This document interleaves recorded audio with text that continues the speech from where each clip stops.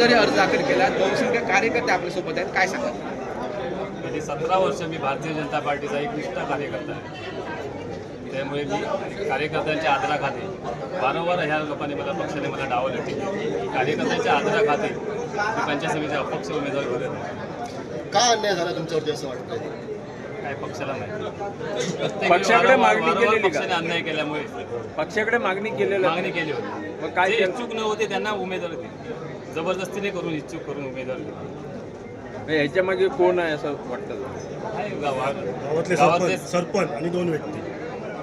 हां, सरपंच आणि 2 म्हणजे तुमचं काय म्हणणं आहे, यामागे कोण आहे? भाजप किंवा राणे गावातले सावंत प्रमुख व्यक्ती आहेत तसे.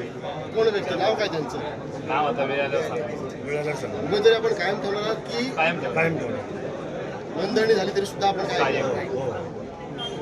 पंचायत समिती निवडणुकीची रणनीती काय असेल? विरोधक स्ट्रॉंग आहे. लढणार आम्ही जिंकणार.